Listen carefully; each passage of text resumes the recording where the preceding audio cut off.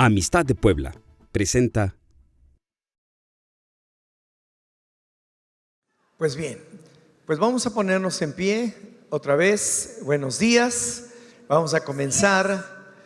Qué bendición que tenemos estos cursos de enseñanza y de crecimiento espiritual. Cuánto bien nos hacen el poder conocer más acerca del Señor, porque a fin de cuentas ese es nuestro objetivo.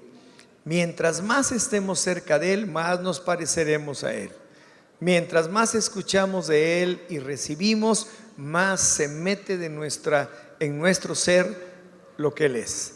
Queremos que se forme en nosotros el carácter de Cristo, la personalidad del Señor, la imagen misma del Señor, su substancia esté en nosotros.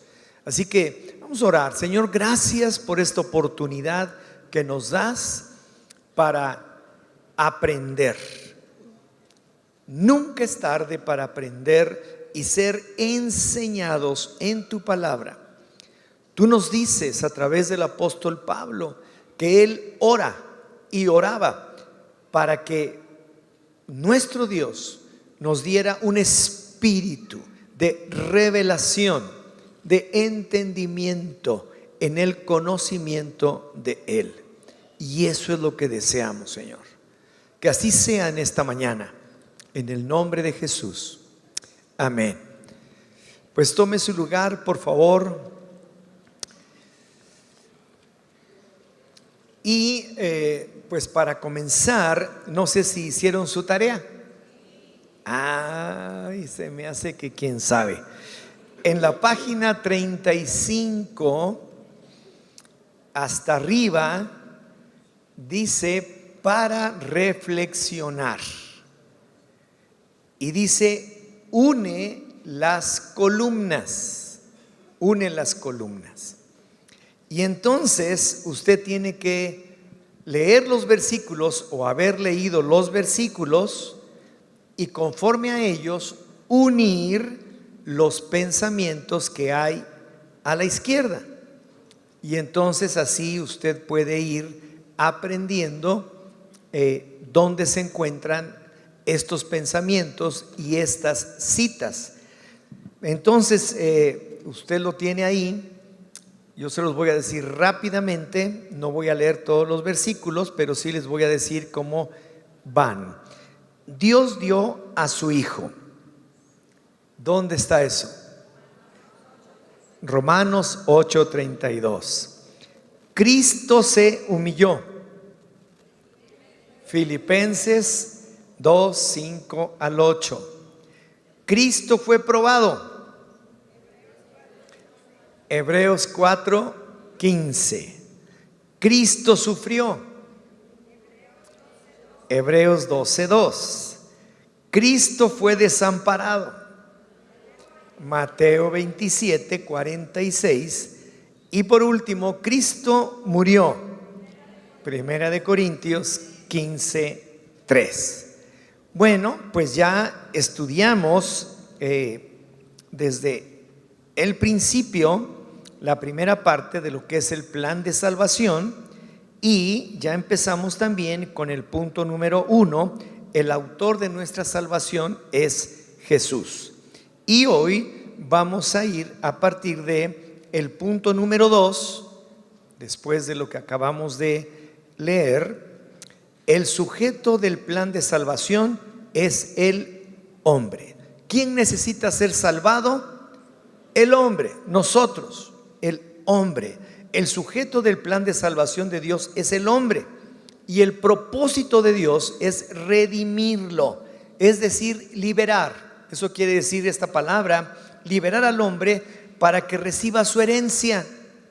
O sea, quitarle todo tipo de estorbo, todo tipo de cosas que venimos trayendo y que impiden que recibamos nuestra herencia. Por ejemplo, si usted tiene por ahí un pariente, ¿verdad?, que ni lo conocía, pero que de repente le deja una gran herencia, pero usted ni se entera, ¿verdad? Hay una herencia, está su nombre, muchos millones de pesos, muchas casas, muchos edificios, pero usted ni al caso, ni se enteró de nada. Entonces, ¿qué va a pasar? Se queda pobre, no tiene la herencia, no tiene nada. Esta es la herencia que tenemos de Dios, la vida eterna y la vida en abundancia para vivirla aquí en la tierra. Pero lo primero que necesitamos es liberarnos, redimirnos, conocer nuestra herencia en Cristo Jesús y obtenerla para nosotros. Bueno, la semana pasada, para resumir lo que es el plan de salvación, no te vayas, en la página 33, que se quiere ir porque se cansa su voz. En la página 33 que ustedes tienen, Ernesto no lo leyó, pero sería bueno leerlo porque aquí está resumido, condensado lo que es el plan de salvación. Dice: Cristo Jesús, siendo Dios, se hizo hombre, el eterno Hijo de Dios, eterno Hijo de Dios, siempre se encarnó. Esto es, lo sabemos y lo sabemos, pero yo quisiera que cuando nos acercáramos a la Escritura, como leyó Ernesto, nos acerquemos no para tener conceptos, sino para que estos conceptos nos definan. Y si a mí me define lo que yo leo, lo que yo creo, lo que yo estudio, yo camino en eso. No está aquí almacenado como una información, sino eso define mi vida, eso es lo que yo soy, eso es lo que yo creo, eso es, ¿sí me explico? No estamos acercándonos a la palabra para recibir información, sino para que esa información sea rema en nuestras vidas, nos traspase, ¿sí?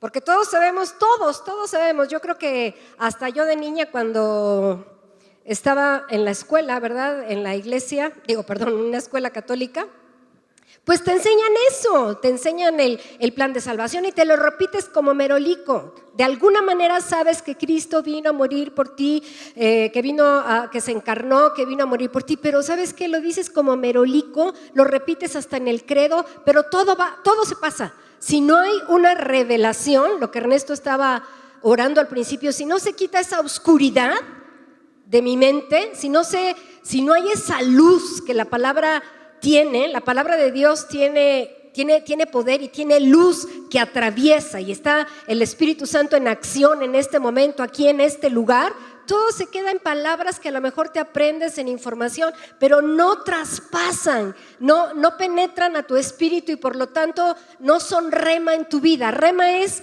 algo que se hace verdad en tu vida y por lo tanto tú lo vives, ¿sabes? Yo vivo pensando todo el tiempo en esto. A mí todo el tiempo me asombra. No es un evento que, sí, recuerdo que en el plan de salvación Cristo, el Hijo de Dios, se hizo hombre. O sea, yo no lo dejé atrás. ¿Cómo decirte que vivo asombrada de ello todos los días? No es que esto me impida seguir adelante, sino que por esto yo voy adelante. No sé si me explique. En la mañana Ernesto en la primera reunión estaba diciendo que nos arrepentimos y solamente nos quedamos como que al borde de lo que es la salvación, de lo que es el reino de Dios, ¿no? Ya nos arrepentimos y es necesario arrepentirse, a ver si me explico bien, es decir, alinear nuestros pensamientos a los pensamientos de Dios siempre. Eso también significa un arrepentimiento.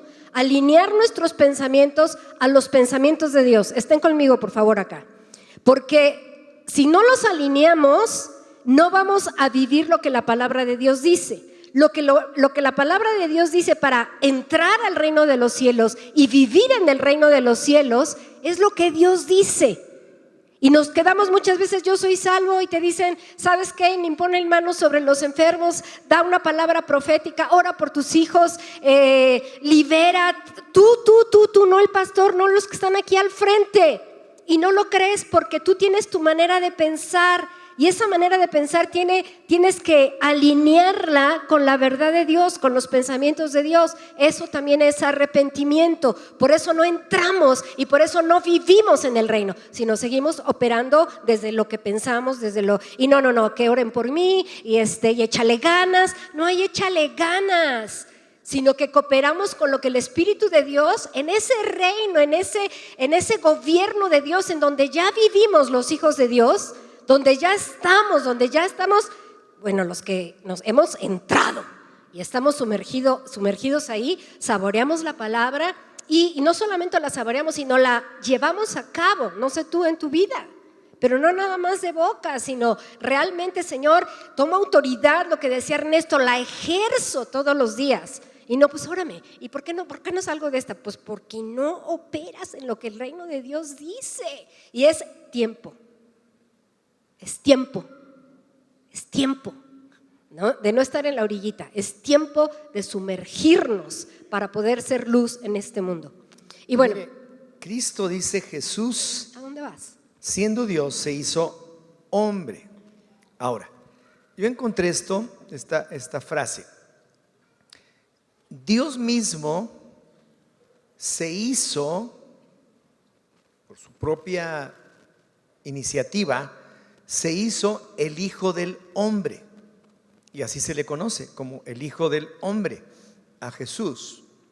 Pero se hizo el Hijo del Hombre para que usted y yo pudiéramos hacernos el Hijo de Dios. Wow.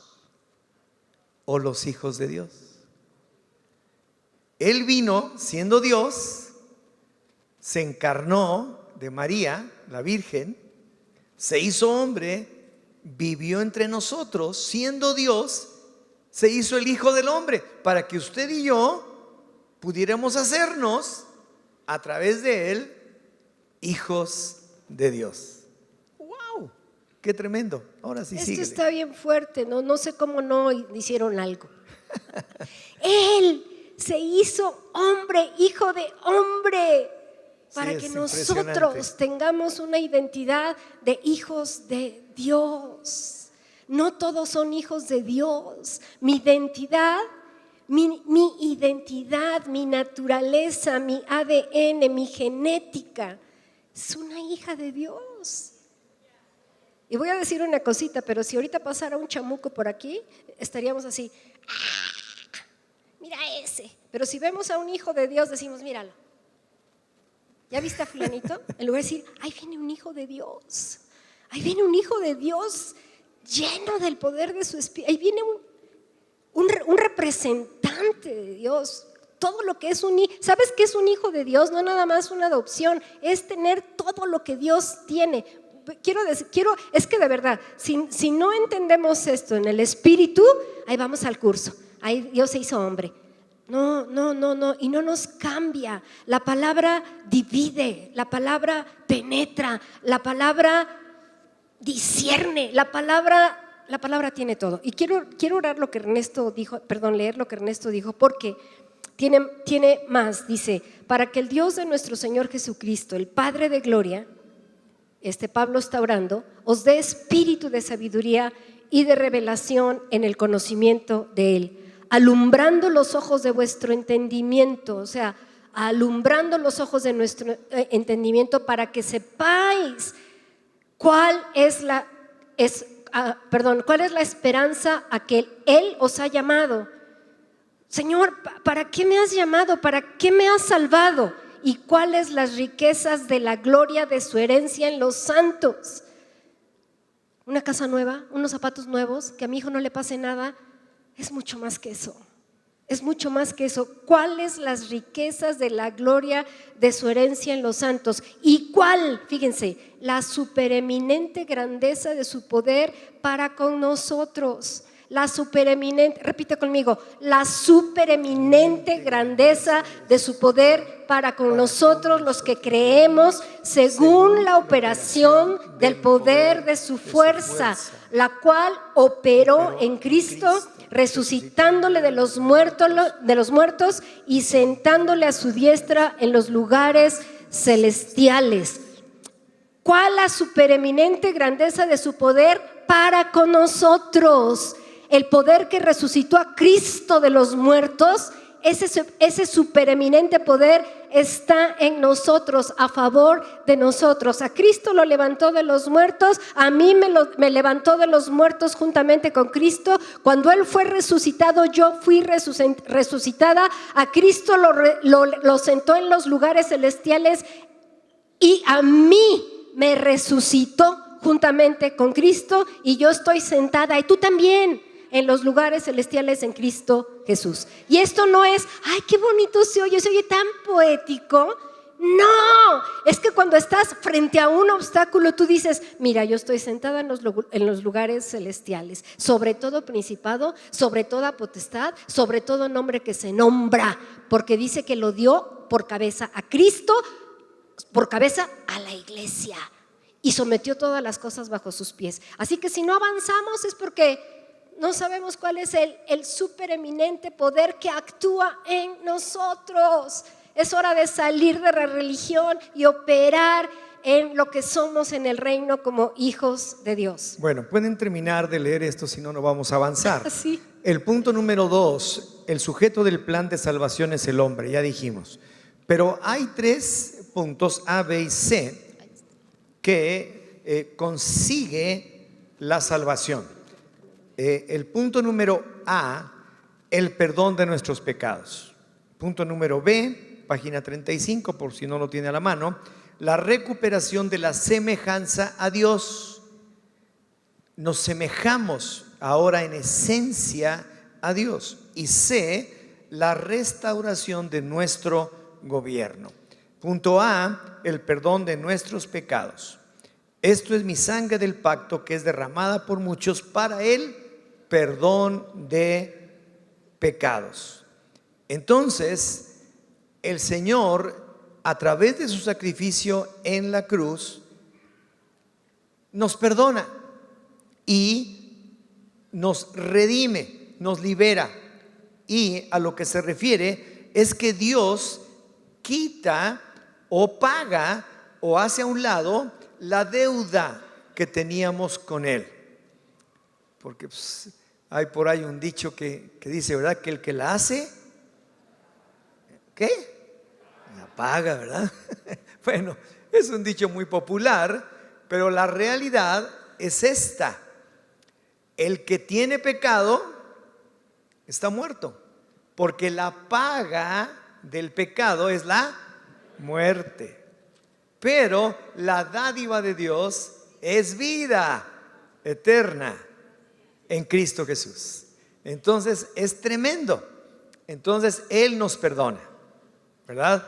El segundo punto. Quiero mencionar algo, esto de el perdón de nuestros pecados. Nosotros tenemos, los pecados son los actos que cometemos, es nuestra conducta. ¿Están de acuerdo? Son los actos que cometemos, está en lo externo, es nuestra conducta. Y el pecado es nuestra condición interna. ¿Están de acuerdo? El pecado es una condición interna. Cuando transgredimos la ley, cuando desde Adán, ¿verdad?, que transgredió la ley, hay una naturaleza de pecado, y por eso hacemos pecados y por eso somos pecadores. ¿Estamos de acuerdo? Entonces, Dios hace 2 cosas. No solamente perdona nuestros pecados, por eso la segunda parte que dice que nos hace a su imagen, sino que también la condición, nuestro pecado, trata con Él en la cruz. ¡Pum! Quita la condición aquí de pecado. Yo tenía una condición heredada de Adán y Eva de pecado. Como alguien dijo, el niño más bonito y lindo que veas, así chulito, recién nacido, al primer año ya dice, mío, no. Y si le das una pistola a los 3 años, dices, es que no sabe lo que hace. Hay una condición ya de naturaleza corrupta dentro del ser humano. Pero lo que Dios logra con el plan de salvación es tratar con la condición de pecado, perdonar nuestras ofensas, nuestros pecados, remitirlos. ¿Sabes lo que es remisión? Remitirlos es dejarlos ir, ya, punto, ya ni se acuerda de ellos. Tú le dices, tú sigues ahí contándose al Señor todos tus pecados que hiciste, y Él dice, yo no me acuerdo. ¿Verdad que somos muy histéricas e históricas? Bueno, entonces mujeres. dice que Dios nos perdona, Dios redime, pero lo hace al costo suyo, porque nosotros no podríamos pagar con nada, absolutamente. Él lo paga a su costo. ¿Cuál fue el costo? La sangre de su Hijo en la cruz. Él entregó su sangre como paga en la cruz. Entonces el hombre estaba separado de Dios por una barrera llamada pecado, lo que menciona Ruth, pero ya puede acercarse a Él una vez que ha sido perdonado, y Él es entonces nuestro Padre, nuestro Creador y nuestro amigo. Esto lo vamos a ir viendo, es que como yo les digo, de repente quiero echarles todo el plan de salvación en una, ¿verdad? Cuando trata nuestro pecado y lo juzga en la cruz y nosotros creemos en eso, entonces nos da una nueva genética, ¿no? Ya no tenemos esa condición en nuestro corazón. Entonces, inciso A, el perdón de nuestros pecados. Inciso B, la recuperación de la semejanza de Dios. Por ahí hay una palabra del pastor Jay Hayford, léala, es muy interesante. Pero aquí, en 2 Corintios 3, dice: porque el Señor es el Espíritu, y donde está el Espíritu del Señor, allí hay libertad. Por tanto, nosotros todos, mirando a cara descubierta como en un espejo la gloria del Señor, somos transformados de gloria en gloria, en la misma imagen, como por el Espíritu del Señor. Poco a poco vamos recuperando la imagen de Dios en nuestra vida, porque dice la Escritura que Él nos hizo a su imagen y semejanza, pero desgraciadamente perdemos la imagen o esencia que teníamos de Dios por nuestra transgresión y perversidad. Pero una vez que somos perdonados, ya no hay nada. Ya ahora ha sido pagado eso. Y como dijo Ruth, ha sido quitado. Te libero, te dejo ir, ¿verdad? Y entonces estamos recuperando la imagen, la semejanza de Dios. El hombre en su estado caído vive roto y es incapaz de reflejar esa semejanza de Dios con la que fue hecho. Ahí lo dice. La genética estampada en el hombre de parte de Dios se había perdido. Aunque toda persona es hermosa y puede mostrar dones y talentos admirables, fuera de Cristo, la habilidad de reflejar a nuestro Creador está distorsionada y descompuesta. Entonces podemos entender que somos transformados, que viene de la palabra metamorfosis, como cuando vemos que de un gusano pues surge una mariposa. No somos reformados. Somos Este no es un centro de reforma. Somos transformados. Esto lo digo una y otra vez porque de veras es tan fuerte, está tan metido, tan enraizado en nuestro ser el hecho de pensar que venimos a hacer, pues no sé, hacer algo los domingos aquí para Dios, para cumplir, para no sé, o que la Biblia es un libro donde me dice qué debo hacer bien y qué debo hacer mal. No es así. Es un libro para acercarme a Dios, es un libro que me revela quién es Dios. Cuando yo descubro por revelación quién es Dios, es cuando me transformo. Dice, mirando a cara descubierta como en un espejo la gloria. ¿Cuándo veo la gloria de Dios? Cuando se revela parte de su naturaleza en Cristo. Dice, en la faz de Jesucristo. ¿Cómo es Jesús? Todo esto, cuando tú ves en esto un asombro y lo ves con wow, o sea, unos destellos de gloria, ese destello de gloria que el Espíritu Santo te muestra, ese es el que te transforma, te metamorfosea y te vas pareciendo a Jesús. No te vas reformando, no te vas mejorando. ¿Sí me explico? Te vas metamorfoseando, o sea, te vas convirtiendo de un ser a otro ser. La oruga es una cosa fea, ¿verdad? A mí no me gustan las orugas. ¿A quién le gustan? Pero dentro de ellas está el proceso de metamorfosis y salen las mariposas. Por cierto, me dicen que en Tlaxcala ahorita hay un evento increíble de mariposas. Vayan a verlo. Bueno, Entonces, no hay el hecho, como dice Ruth, de una formación. Este no es un lugar de buenos consejos.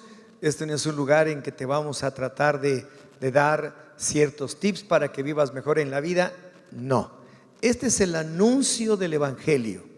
Es el anuncio de las buenas nuevas de salvación, de redención, de liberación, de que realmente podemos ser transformados. Y eso es importante, porque Dios busca restaurar nuestro carácter para que el amor de Cristo sea evidente en nosotros.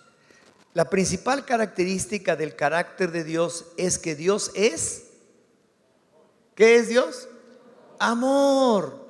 ¿De qué manera tú vas a poder reflejar amor si no tienes algo de la semejanza de Dios en tu propia vida? Por eso, cuando nosotros recibimos a Cristo, cuando empezamos a caminar con Él, como dice aquí la Escritura y lo menciona Pablo, somos transformados de gloria en gloria en la misma imagen como por el Espíritu del Señor. Y entonces usted se puede ver en un espejo. Yo me puedo ver hoy en un espejo y me doy cuenta, estoy feo, ¿verdad? Estoy feo, pero hace 30 años estaba horrible. Si uno pudiera verse desde el punto de vista espiritual en un espejo, usted se daría miedo. ¿Qué seríamos? Monstruos. ¿Verdad? Usted agarra el espejo cuando no tiene a Cristo, cuando vive como se le da la gana, y el espejo ese híjole, ¿verdad? Pero ahora, como dice, vamos siendo transformados de gloria en gloria, de gloria en gloria. El Señor nos va transformando y hoy podemos empezar a ver en el espejo algo de la semejanza de Dios, siendo la principal de ella su carácter, un carácter de amor. Cuando nosotros empezamos a manifestar el amor de Dios. Quiero decirles algo del amor de Dios. El amor de Dios, bueno, tal parece que estamos hablando de algo que tiene Dios. No, Dios es amor, es amor. Y la palabra dice, de tal manera amó Dios al mundo que envió a su Hijo unigénito. Ahí está el plan de salvación, ¿verdad? Para que todo aquel que en Él cree no se pierda, mas tenga vida eterna. Fíjense, el amor de Dios, Dios es amor, pero no somos compatibles con Él antes de ser regenerados. No somos compatibles, somos incompatibles. Pero de tal manera amó. Y yo no puedo ni imaginarme eso porque tratamos de comparar el amor de Dios con lo que nosotros sentimos, pero Él expresó, todo amor que no se expresa no es amor. ¿Estás de acuerdo? El amor tiene que expresarse y Él lo expresó en una manera, wow, o sea, hacia abajo.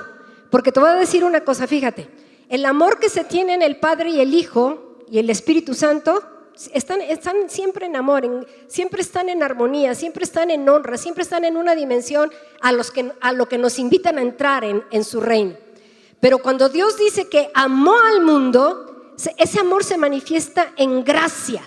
O sea, amó, y la manifestación del amor, la expresión del amor de Dios fue Cristo y fue gracia.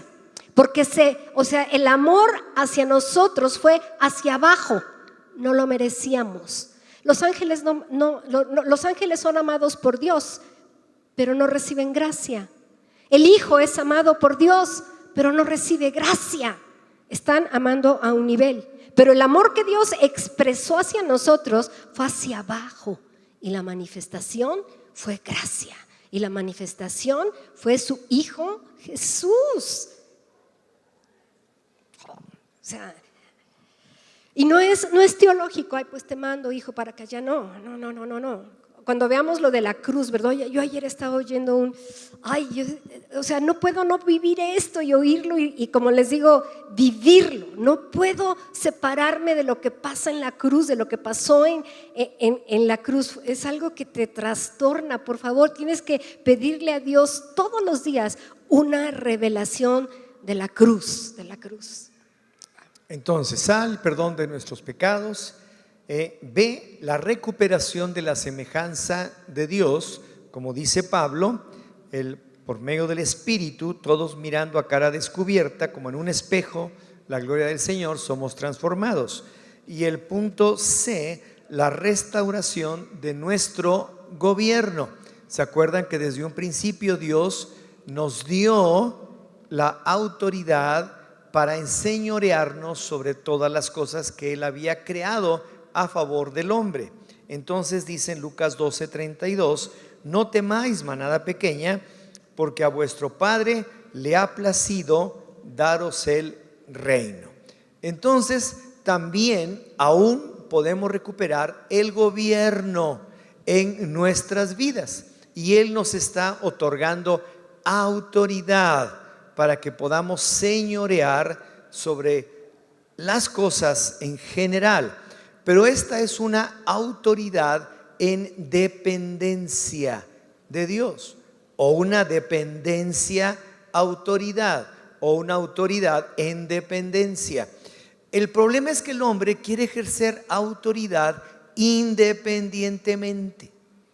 O sea, aquí yo mando y aquí mis chicharrones truenan y en otro lugar no truenan, ¿verdad? Aquí nomás los míos y se acabó. Y quieren ejercer autoridad aún en el hogar sin depender de una autoridad superior que es la que nos delega autoridad. El centurión lo manifiesta claramente con el Señor Jesús. Mira Jesús, no es necesario ni siquiera que vayas y que estés bajo mi techo.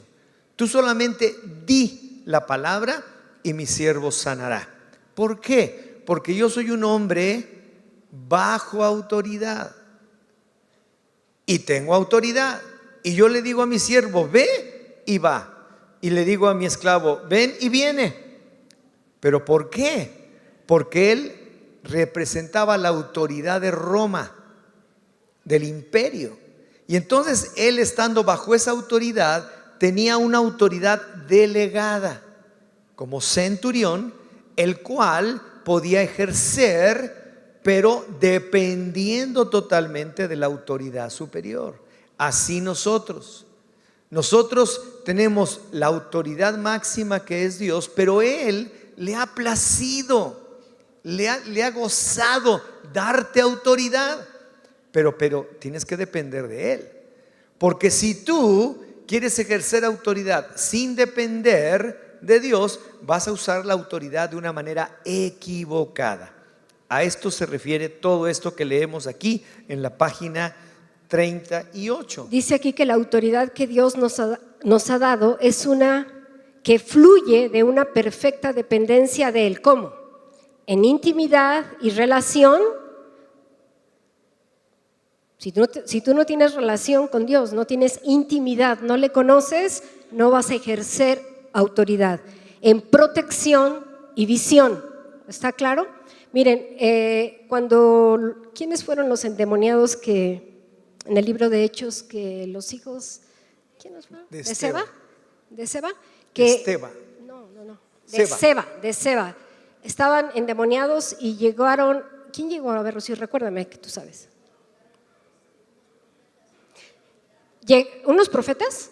Bueno, llegaron alguien que quiso usar autoridad, explíquenme, entiéndanme, quisieron usar autoridad sin tener ninguna relación con el Señor, y los demonios que quisieron exorcizarlos, los demonios que tenían esas personas se le vinieron. O sea, si tú quieres usar autoridad para todo, si quieres que esa autoridad se ejerza, tú tienes que estar bajo autoridad. bajo autoridad, con una relación con el Señor, en santidad con el Señor, no solamente en, pues sí tuve mi relación con Él, en perfecta santidad, porque con esto no se juega. Si tienes problemas en tu casa, ¿verdad? Y broncas y broncas y el demonio te está, y tú dices, tengo la autoridad que el Señor me dio, la voy a ejercer, pero no tienes intimidad, no tienes relación con Él, no tienes una santidad, no tienes una relación con los hermanos de acuerdo a la palabra del Señor. Tu dependencia y tu autoridad con el Señor también se basa en la autoridad delegada, en la autoridad que Dios puso con tu esposo, en la autoridad que puso sobre el pastor, en la autoridad que ha puesto sobre los líderes. Todo eso trae protección, ¿sí? Y entonces tú puedes usar la autoridad y vas a echar fuera todos los demonios que están alrededor de ti, las enfermedades, todo. Como decíamos, esto de usar la autoridad o aplicar la autoridad no es un mantra. Lo dijo Ernesto en la mañana, ¿verdad? Dios nos ha dado autoridad. Y dices, wow, o sea, la misma autoridad que Él tuvo para sanar, para resucitar muertos, para echar fuera demonios. Pero esa autoridad, al dárnoslas, como hijos suyos, tenemos que estar en esa dependencia y bajo autoridad en todas las esferas que tiene que ver estar bajo autoridad. ¿Me están entendiendo? Si no, no va a funcionar. Dices, ¿por qué no funciona? Pues porque hay fugas, no estás bien, no estás en armonía con Dios, en armonía con lo que dice su palabra, en santidad, pues va a haber fugas. Por eso tenemos que alinearnos a su palabra y entonces sí ejercer autoridad. Y es necesario ejercerla, ¿sabes por qué? Porque nosotros somos la luz del mundo y la respuesta para este mundo está en la iglesia. No está en programas y sistemas. Y si nosotros nos ponemos a orar y estamos en pecado, no estamos en una intimidad con Dios, en fin, pues ¿para qué oramos? Nuestras oraciones van a rebotar en el suelo. Pero si tomamos autoridad sobre la corrupción, sobre los engaños, sobre la violencia que hay en el mundo, pero viviendo en santidad, todas esas cosas se van a ir aplacando. ¿Me estás entendiendo? Porque no son mantras, no son fórmulas, somos hijos de Dios. Mire, yo veo mucha gente que está así, aquí, ¿verdad? Ni leen, y a lo mejor ni escuchan, o a lo mejor hacen lo que quieren. Está bien, están en libertad, aquí es un lugar libre para todos. Pero esto es para todos, para los que están de brazos cruzados, que no oyen, para los que están de brazos abiertos, que dicen oír, pero si no leen la palabra, no saben nada. Y si no saben nada, pues no tienen autoridad. Para nada. Nada. No tienen autoridad. Y cuando les pasa algo, no saben qué hacer. No saben qué hacer. No tienen ni idea de dónde salir, de cómo salir de la bronca en que se metieron. ¿Por qué? Porque no conocen. Por eso Pablo en Efesios 1, 16, 17, 18, que leyó Ruth, dice que él está orando por ustedes, para que Dios les dé un espíritu de entendimiento y de revelación en el conocimiento de Él, para que podamos tener esa intimidad y cercanía con Él. Pero si no leen, no saben nada, nada, absolutamente nada. Entonces no tienen nada con qué defenderse. Usted no tiene la más mínima autoridad para nada. La palabra es la espada del Espíritu en nuestra guerra. Y muchos leen, pero luego no creen. Leen y dicen, sí, qué padre está eso. Y a la hora de decir, lo voy a hacer. Sí leen. Los que leen, algunos sí leen. Yo creo que algunos sí leen la Biblia. Pero no se paran ahí y dicen, esta es la verdad. Sino dicen, ay, pero que el pastor ore por mí. O vamos a que alguien, él tiene más autoridad. No, no tiene más autoridad. Estamos en una función diferente. Dios ha dado autoridad a todos. Sí. No dijo, al pastor le voy a dar la autoridad. No. Entonces, por eso hay tantas consejerías, porque o unos o no leen, otros leen sin creer. ¿Sí me entiendes? Si Dios dice, así es. ¿Verdad, Marisela? Dice que tuvo una lucha con una cuestión ahí de las tinieblas y que ¡pum! Huyó esas tinieblas, huyeron porque estaba orando con cosas muy serias de las tinieblas. Pero si tú no ejerces y si tú no crees, de nada te sirve tener todo ese conocimiento. Y si no lo lees, pues estás cumpliendo aquí religiosamente y el diablo te va a hacer como quiera. Está viendo cómo atacarte. Es Mira, el diablo es un estratega. Dice, ¿qué no conoces las estrategias del maligno? Es un estratega, está viendo, mira, yo sé cómo es esta persona, mira. Y de acuerdo a cómo eres, tiene un plan perfecto para atacarte. Sabe tu talón de Aquiles, te sabe perfectamente cómo hablas. Mira, él no conoce tus pensamientos, no es omnisciente, no es omnipresente, no es omnipotente, pero te ve cómo actúa, sus demonios, sus secuaces, te ve cómo hablas. ¿Qué es lo que hablas? ¿En dónde caes? Ve tus comportamientos. ¿Sí me estás entendiendo? Y de acuerdo a eso planea una estrategia bien hecha para ti. Tú ni cuenta te das. ¿Y por qué está mi casa como está? Ahora, una pregunta. ¿Cuántos creen que si Dios quisiera o hubiera desde un principio querido, hubiera simplemente con una sola palabra acabado con el diablo y con todos sus secuaces y con todas las tinieblas? Nada más con decirlo. ¿Cuántos creen? Pues sí, ¿verdad? Pero no lo hizo. ¿Por qué? Porque le ha dado al creyente, le ha dado a nosotros el privilegio de poder deshacer las obras del diablo aquí en la tierra. Nos ha dado a nosotros como hijos de Dios. El que no lo quiere hacer, pues no lo hace y vive en desgracia, vive una vida pues difícil. Pero el Señor le plació, dijo, yo voy a querer y deseo que sean mis hijos los que acaben con las tinieblas aquí en la tierra. Y lo hace a través de gente que le cree a Dios, que tiene intimidad con Él, que lee su palabra, que ora buscando su rostro, porque de otra manera no tiene la autoridad. Y la misma Biblia dice que el mundo entero está bajo el maligno. Pero la misma Biblia dice que al creyente, al Hijo de Dios, el maligno no le toca. Chin, entonces ¿cómo? A ver, espérate, no le entiendo. No, sí le entiendo. Es que si usted está en esa intimidad, en esa cercanía, leyendo acerca de las promesas de Dios, es que ya leí la Biblia toda. ¿Y qué? Yo la he leído 30 veces y todavía no se me queda. Todavía no se me queda. Y cada vez encuentro cosas y cosas y cosas y cosas y cosas y cosas y cosas nuevas cada día.